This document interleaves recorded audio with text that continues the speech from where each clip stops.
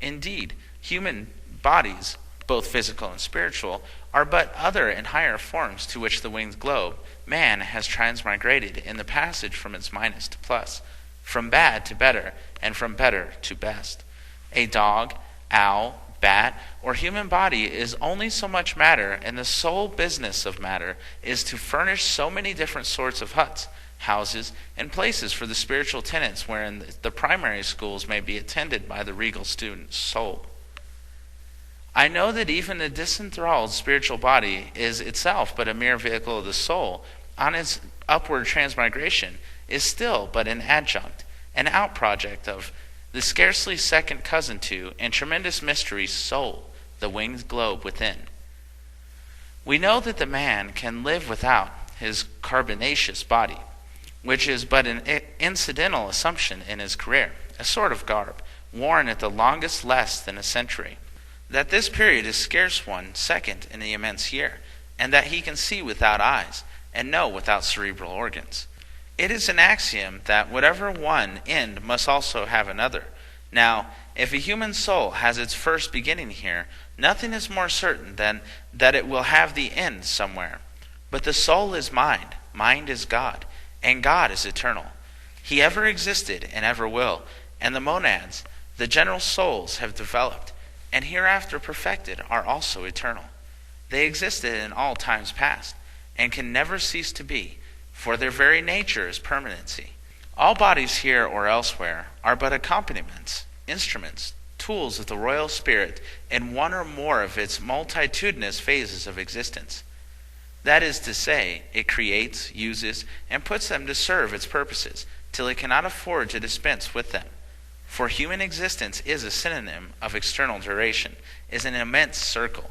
A circle is but an infinite polygon, and bodily vehicles serve the soul's purpose during the passage over a very few straight lines whereof the polygon is composed.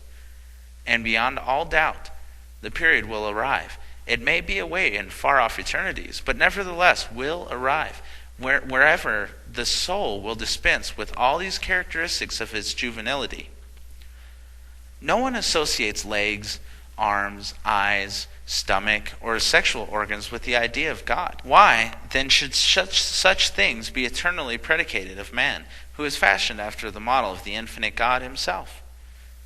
The body of man is a greater thing than any object on earth beside. It is far greater than even the physical world in which he lives, because it is the master production of all the elements and forces in that world. The spiritual form that man assumes, and to which he may be said to transmigrate after the physical decrease, is of far more importance and altogether greater than is his previous physical and material structure. A single faculty of his measureless soul is infinitely greater than the spirit, nor may even an archangel comprehend fully of one of these faculties at a glance, in view of its limitless and expansive power. From one point he may comprehend that the faculty was as is, but not what it can be. Yet the soul itself was untold myriads of these, and only God himself can embrace all at one mental grasp. He alone can fully and perfectly know soul as it was, is, and is to be. This does not conflict with previous assertions that the soul can comprehend itself. For God's omniscience embraces the past, the present, and the future. Man only seizes upon the first two. Virtue and vice, and the organs it now uses, are but incidents in the career this under God. These things are of time, and transitory and fleeting, but the man is forever. In view of this, what is the vice? What is accident to the majestic being, the perfected work of the viewless Lord of the infinite glory? They are but flecks upon the rose leaf, atoms on the moonbeam. The immortal man is not fashioned of such material as can be forever married by vice, forever happy, and now constitutes the virtues.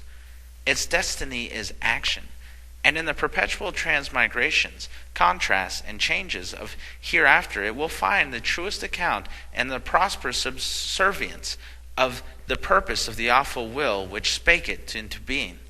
Rest for the weary, is there? There is no rest. Man can never rest. God does not. Why? Then should man. The immortal spark within is a thing of ceaseless activity, not in sins and repentances, but in noble aspiration and high and lofty doing. Great God! I cower in the presence of this tiniest soul ever spoken into being, for I feel, by the reason of the great unveiling that occurred upon the wonder-filled afternoon, that insignificant as it may seem, yet within it is all the energies that now lie sleeping, which shall one day awaken into power, beauty, and the most surpassing glory. Hell is its experience of the unfit, improper, and untrue, but its wings are too powerful not to lift it, and triumph above the flames in the deepest pit of all. Earthly virtues are the offspring of contrast. Vice consists in bad calculation, and both will prove the business of good and use on the other side in the curtain, and I clap my poor weak hands in gladness. Who with true heart can help it? Man is supremely greater than, not only law, that he has found it convenient to violate or conform to, but to any and all that is possible for him now to conceive or imagine. Because in order of the great unveiling, he will discover and come under the actions of new ones, as the night time moves toward the dawn. Those who go about the exercise of benevolent offices are not always the most virtuous, nor are they who heal the sick and give of their abundance to the needy, for all these things are often done for fashion's sake. But the man or woman who ever acts upon the highest conviction of right and duty, even though rack threatened, is the most virtuous, because in so doing the great design of God, which is the individualization and intensification of character, is all the sooner carried out.